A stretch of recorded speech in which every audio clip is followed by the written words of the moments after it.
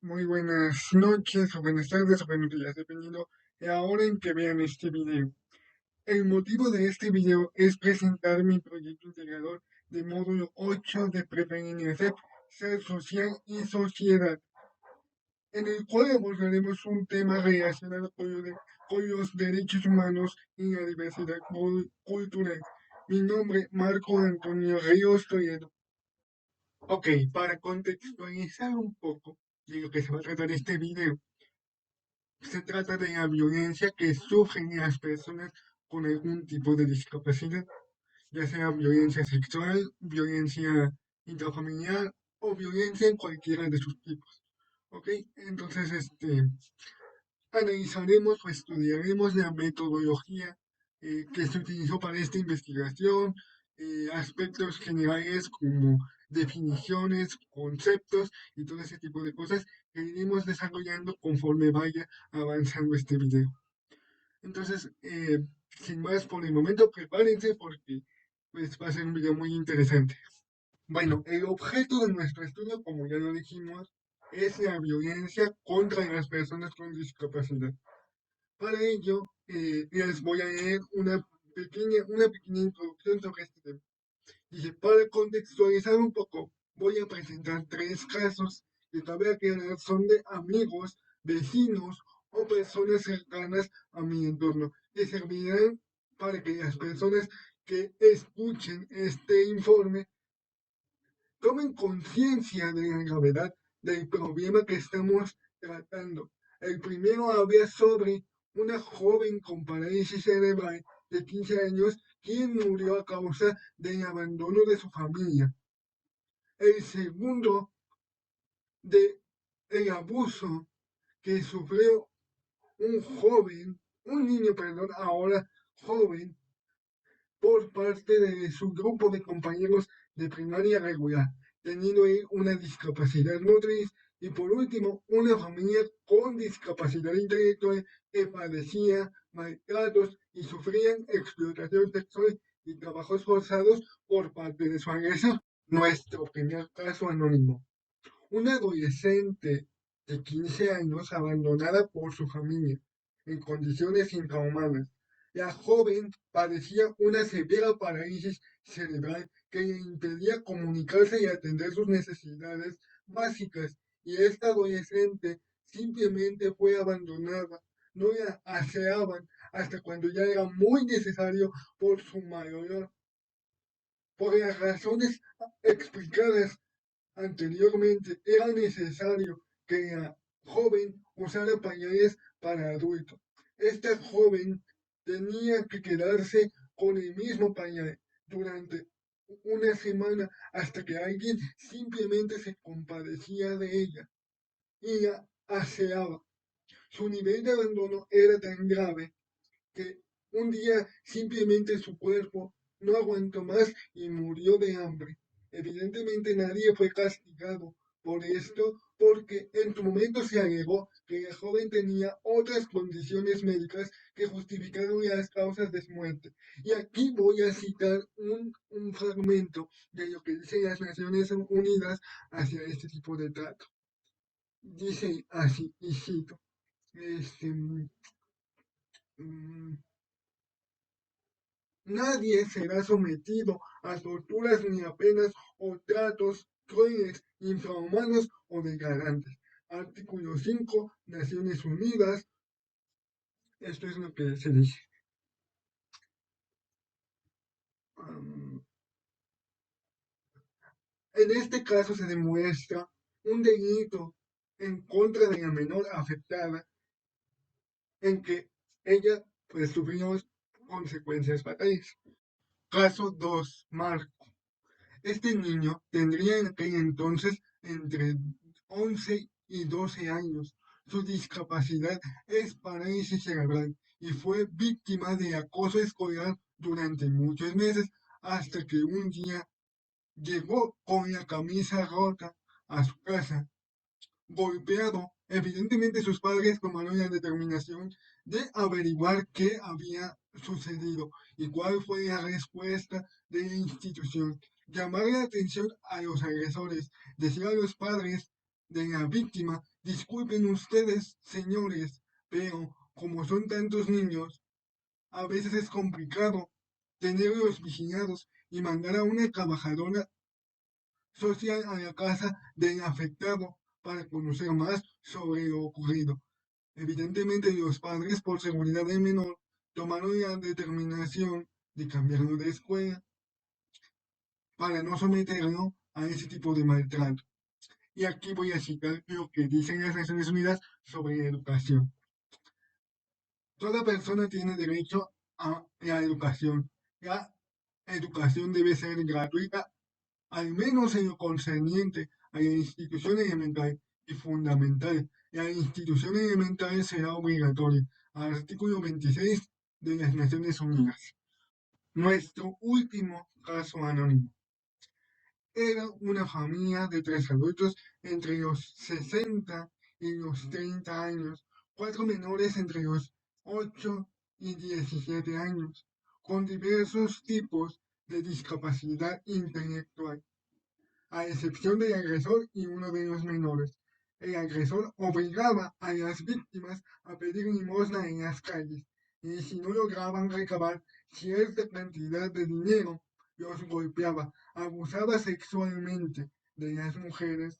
Uno se podía dar cuenta a simple vista porque cuando te acercabas a los menores o se les veían los golpes o ellos mismos te mostraban viéndote con una cara de desesperación, aunque los adultos que lo sufrían, que en este caso eran dos mujeres, madre e hija, lo negaban. Lo que da gusto es que la madre de los menores logró conseguir ayuda y denunciar a este agresor. Aquí se están vulnerando primeramente un derecho fundamental de cualquier persona que es, y cito, todo individuo tiene derecho a la libertad, a la vida, a la libertad y a la seguridad de su persona.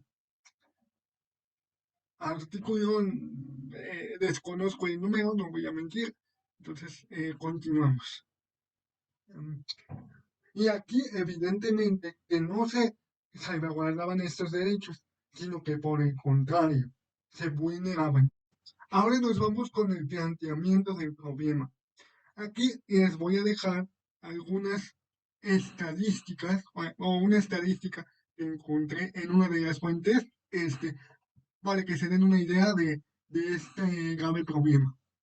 Y también les voy a dejar algunas definiciones para que eh, comprendan un poco más sobre la violencia y la discapacidad. Entonces les leo lo que dice esto. Se realiza una investigación exhaustiva sobre la problemática de la discapacidad y las distintas clases de violencias que son violencia intrafamiliar, abandono, violencia en la educación o bullying, que se vive en nuestra comunidad, donde se da a conocer cómo se ven vulnerados los derechos de este grupo de personas y, y tanto la comunidad, municipio, estado y hasta el mismo gobierno no ha tomado las medidas pertinentes para que esta situación que viven estas personas con capacidades diferentes se ah, mm, logren cambios, tengan una vida digna y sus derechos se avalen en cualquier momento, permitiéndoles ser parte del entorno social y cultural sin miedo a ser rechazados o a verlos como personas anormales, siendo esta una de las situaciones que debemos cambiar como sociedad con valores. Estas personas son iguales a nosotros y debemos darles, perdón, la oportunidad que merecen de vivir dignamente, sin rechazos y sin violencia de cualquier magnitud. Ahora me gustaría dejarles aquí 5 preguntas que como sociedad yo pienso que nos deberíamos de hacer. La primera de las preguntas dice, ¿de qué manera el gobierno federal apoya a las familias con discapacidad que sufren de violencia. La segunda dice, ¿de qué manera los derechos humanos apoyarían a las personas con discapacidad? O sea, ¿de qué manera les brindarían un apoyo en este sentido? Ahora, la pregunta 3 dice, ¿se debe buscar una asociación para el apoyo y ayuda hacia las personas con discapacidad? Perdón. Ahora, la pregunta 4 dice, ¿se tendrá que hacer alguna reforma hacia los derechos humanos en cuestiones relacionadas a personas con capacidades diferentes?